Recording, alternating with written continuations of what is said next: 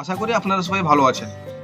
আজকের মার্কেটের অবস্থা দেখে বোঝা যাচ্ছে যে র্যালির চেয়ে কনসলিডেশন এবং ভোলাটিলিটি বেশি কাজ করছে।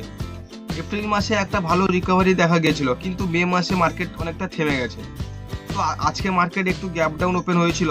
নিফটি ফিফটি প্রায় 24,050-এর কাছাকাছি ছিল। দেখো, মার্কেট নিচে নামার কিন্তু কয়েকটি কারণ আছে। প্রথম কারণ হতে পারে মিডল ইস্টে টেনশন থাকার কারণে ক্রুড অয়েলের দাম কিন্তু এখন অনেকটা বেড়ে গেছে। এটা কিন্তু আমাদের ইন্ডিয়ান মার্কেটের জন্য একটু চিন্তার বিষয়। মার্কেট এখন একটা টাইট রেঞ্জে 23,800 এবং 24,300 এর মধ্যে কিন্তু ঘোরাফেরা করছে। রেজিস্ট্যান্স জোন হবে কিন্তু 24,300 আর সাপোর্ট হবে কিন্তু 23,800।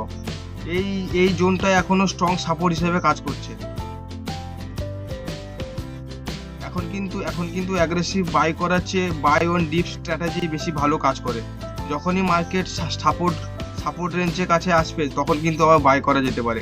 আর তার সঙ্গে একবার খেয়াল করে লক্ষ্য রাখবে এই আরএসআই ডাইভারজেন্সি প্যাটার্ন তৈরি হচ্ছে কিনা। আমি আপনাদেরকে ভিডিওতে আগেই বলেছিলাম, যখন মার্কেট লোয়ার লো এবং আরএসআই হায়ার হাই, তখন কিন্তু পুলিশ ডাইভারজেন্সি প্যাটার্ন তৈরি হয়। তার সঙ্গে আমি একটা ভালো স্টক বলছি, HAL, হিন্দুস্তান অ্যারোনটিক্স লিমিটেড।